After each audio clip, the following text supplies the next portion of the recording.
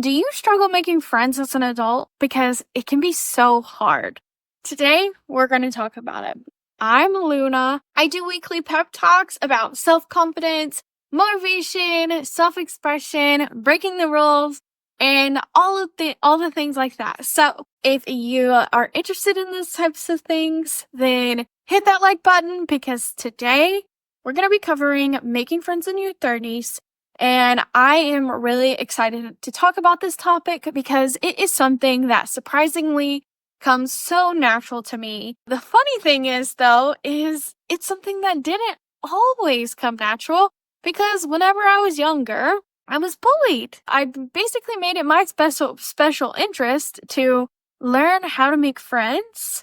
And also, it is a huge value of mine to make sure that everybody feels welcome as much as possible and for people to know that there's always room at the table for them. And you don't have to look like me or be interested in the things I'm interested in for me to consider you a friend. So let's kind of take a step back, take the focus off me because today we're helping you. Now, whenever it comes time for you to make friends, I want you to reset your mind on everything you know about making friends because we learned how to make friends when we were kids. And it was so easy because we were in school, we got put in activities together, we were sitting close together in little groups, in class, or at lunch, in recess, and things like that. And then even in college, it still remained kind of fairly easy because you had some built-in friends. Now, I know it is possible for you to make friends at your work, but the thing is those are more of convenience friends, and sometimes they're not really your friends. They're just nice to you. They enjoy your presence while you're at work. You make their life better. They make your life better, all of those things, but you're not actually friends. But it's not always as normal or easy to make close relationships with people you work with because at the end of the day, y'all are required to be together. So that's okay. So let's kind of take ourselves out of the idea that we have to make friends in the way that we did when we were younger. And we also want to reset how we expect our friendships to look like. Because as an adult, friendships look and feel and behave differently than when we were kids.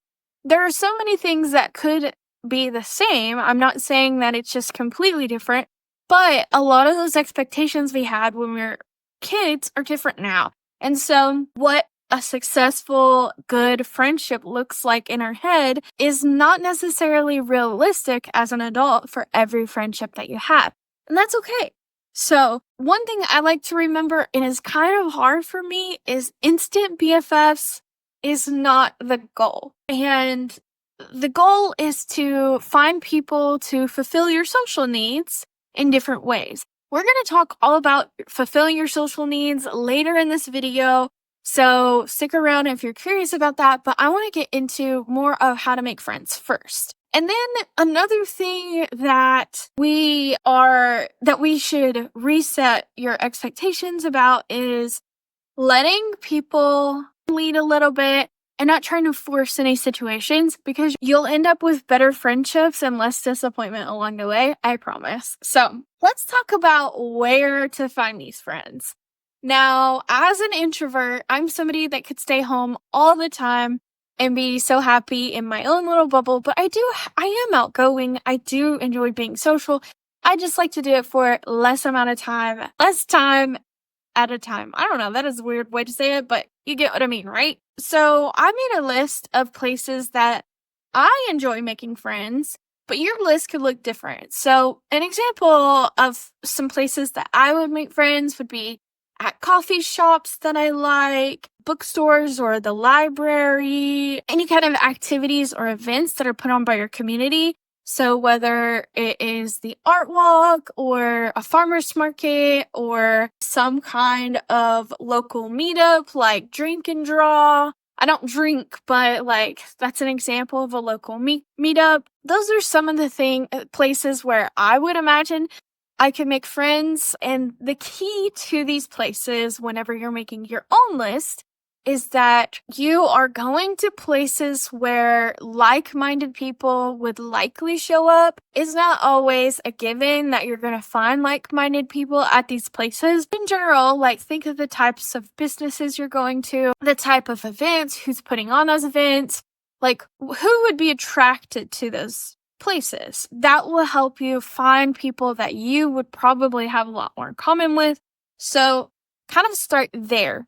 Now, whenever you're thinking about going to these places, I do encourage you to go alone. It can be easier whenever you have a friend that is also looking to make friends, but sometimes that could be a crutch.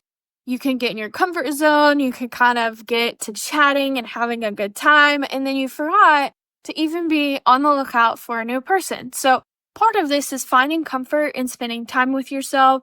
So a little tip, if you're not good at that, maybe practice.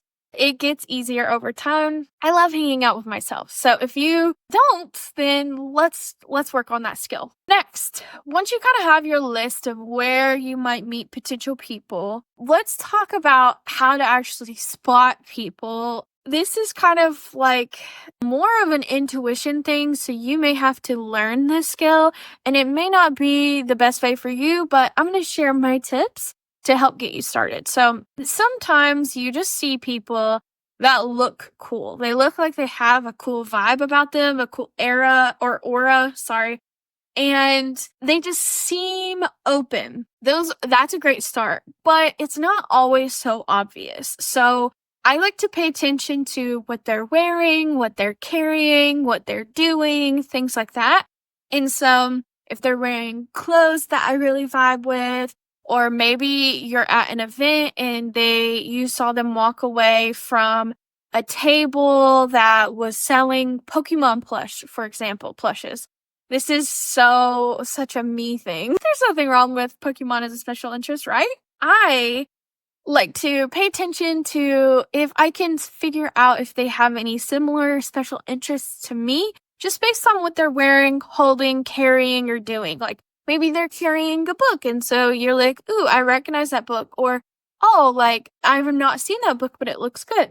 So once you kind of pay attention to what they're doing, who they're with, and things like that, if they're alone, if they're with people, if they're with their family versus other friends, things like that. Obviously, this is all going to be based on a little bit of judgment, but not in a bad way. And then you also want to pay attention to their body language, because some people will look more closed, like they're trying to just go on about their day and things like that. And then some people will look like they're out having a good day, just strolling around. They're not in a rush. And that also matters too. So those are some things to keep a lookout for. But what happens when it's time to make the move?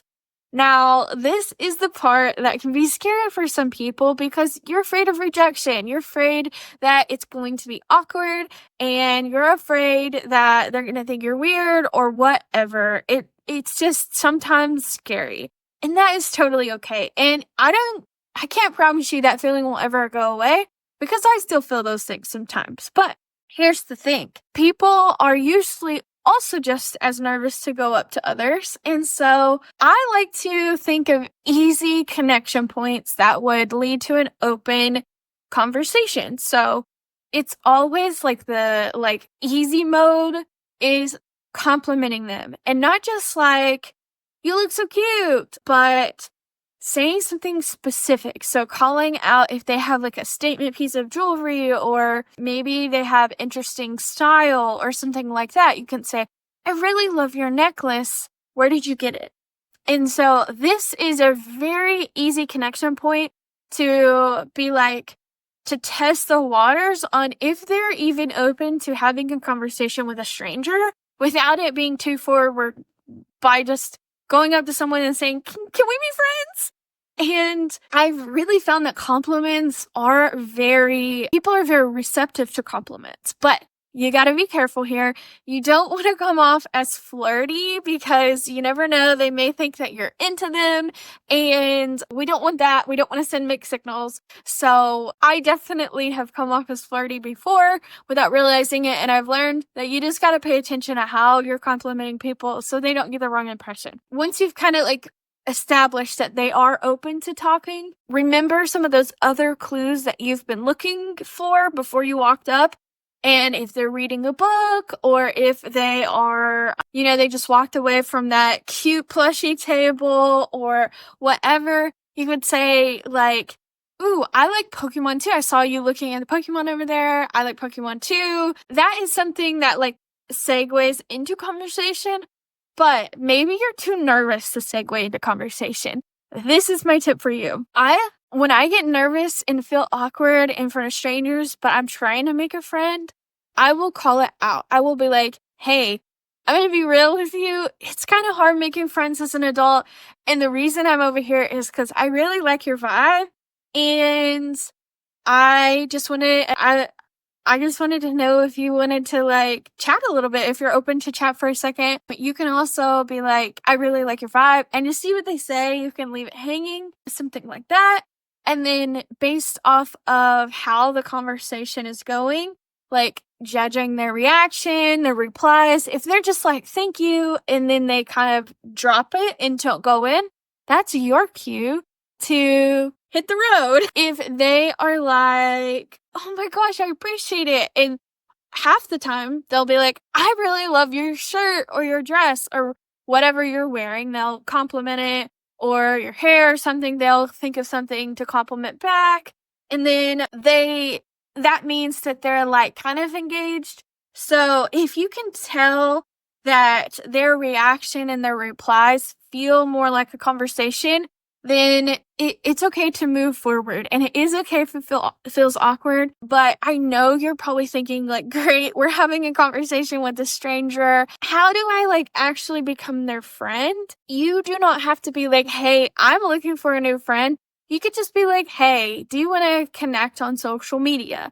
Now, I fully suggest connecting on social media over asking for a phone number, because it allows the person to kind of like look at your profile, and then it allows you to kind of look at their profile. And you can get an idea of each other there. And also it's a little less like personal. So if they decide they don't like your vibe after you've walked away, they can just ghost you and never talk to you. And there's like less pressure. And the same goes for you. It can allow you to kind of get out of a situation. But there's nothing wrong with offering your phone number. I have always said like, hey, let's connect on social media. If they have it, then we just do that. And if they're like, oh, I'm not really on social media, or I would hand them my phone number, like, we can trade phone numbers if you're interested. And maybe we can go to the farmer's market in a couple of weeks, something like that. It's just like kind of based on vibe. This is something that can take practice, especially if it's hard for you to read social cues. I am really good at reading certain social cues, but there's others that I miss. So if somebody is flirting with me, I do not get that. If somebody is uncomfortable, I definitely can tell that they're uncomfortable, but I don't always understand why. So I don't know if they're just feeling awkward because they're talking to a stranger, but they're interested in what they're saying. So I struggle to kind of gauge, why they would feel uncomfortable. I just try my best on like based on the situation. And then I go home and try to forget about all the awkward things that I did. Okay, so we've spotted the potential person. We've made our move. Now let's talk a little bit about follow through, because finding someone to be friends with is only the first step. Follow through is what actually creates a friend. So one thing that I have to tell you as somebody who's neurodivergent, I would highly suggest doing a slow burn. It's really hard for me because I'm somebody who's like, I could be instant BFFs because that's just how I am. I love meeting new people and getting close with people and chatting and all of that stuff. But typically people aren't like, okay, you're my best friend now, like as soon as you meet them. So try to do a slow burn and don't get offended if they're not opening up to you as quick as you feel like you can open up to them. Next is whenever you're inviting them to hang out, sometimes it can be easier to get to know somebody if you just hang out again and instead of trying to build a friendship virtually. So I would encourage you to do like low pressure invites. So like they're depending on who, like how you are and how they are, you could either do group things like, hey, would you and a friend like to go bowling with me and my friend? If you do one-on-one stuff, make it something that's super easy. Like, say you met them at the farmer's market. Well, plan another trip to the farmer's market. That's a familiar place, but it's public. It's low pressure, things like that. I would definitely encourage you to meet in public and versus a private setting because it could be overwhelming, but there's nothing wrong with like going out and doing something more private. It's just more pressure to keep the conversation going. And so it can feel overwhelming if like things get slow. And then another thing that I think you should remember is that adults are busy. If you're making friends in your 30s, we've got things going on. Life, there's a lot going in life. We have to work really hard. Capitalism's running rampant, all the things. So try to be mindful of that and have grace for their availability. So now I have 2 things I want to cover before I end this video, and that's the types of friends that you can run into and and how they can play into helping you fulfill your social needs. Because one thing that I feel like adults can struggle with is they want a friend to fulfill a bunch of needs. So let's talk about the different types of friends. You have your friends that are there for a season. Maybe they're not like long-term friends. They are people that fulfill the need at the time, but then maybe you're growing apart. You have the friends that is like the regular. So maybe y'all hang out every week or something like that. It's easy. You like to catch up with each other and support each other in a deeper way. Then you have like the party pal who is always down for a good time, but they're not necessarily interested in being involved in every single thing that you do. Then you have the bad texter.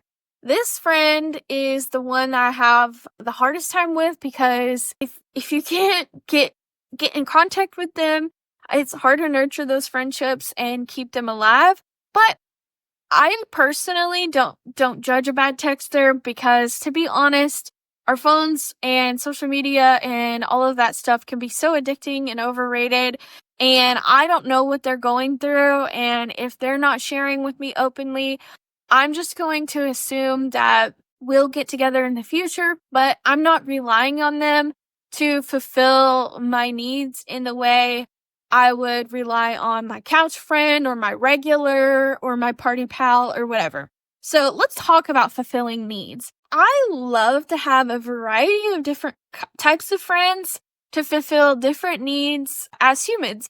A lot of times we're relying on our partner or we're wanting like a BFF to fulfill all of our social needs. But that's a lot of pressure to put on people. And you would be surprised to find out that, you can't be everything to somebody and you shouldn't expect that from the people in your life either. And also know that their level of involvement in your life can ebb and flow. And that's also okay. Getting kind of used to thinking of it like that will help you when making friends because the thing is it's already hard enough as an adult to make friends.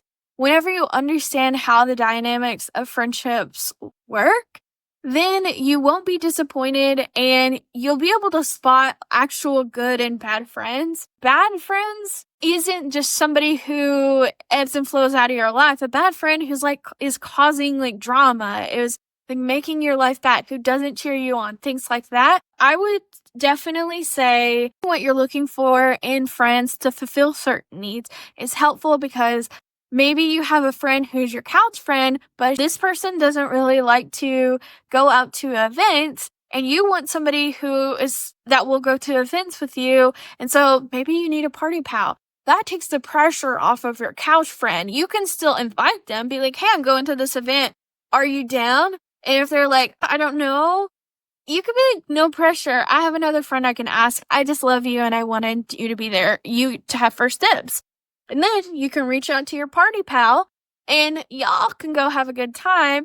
And nobody has hurt feelings because you still got to do what you want with a friend and you still respected everybody's boundaries. And that kind of like brings us to being a good friend is so complex because it's about learning them and knowing them and being there for them and building them up. We want to create community and things like that. But also, it's okay to match their energy and effort level. So, say they put 30% into y'all's relationship, it's okay to meet them there and you also kind of put that minimal effort in. You just know that you can't rely on that person at that time, but there's some friends that it's going to ebb and flow. So maybe your friends has somebody with a chronic illness and they're going to put a lot of effort whenever they have the energy and a lot less effort when they don't. So these are all just things to think about. And it's just important as we're going through life in this chaotic world to have grace with the friends we know have good intentions. I wouldn't just drop people because they aren't fulfilling all my needs. That's kind of selfish, but you don't have to give them the level of effort that you would with somebody who is a true ride or die type friend. It's just about having flexibility. So I have shared so much, but I would love to talk in the comments because I know that my way isn't the only way, and I just want people to feel like it's easier to make friends in person, especially in this digital age with this chaotic climate. I want our community to grow and be supported. And so, anyways, please let me know if you have any more questions about making friends because it's something that I really enjoy doing and I feel like I can support and hopefully inspire you as you're going out into this world. Hope you have a great day, and I will talk to you next time.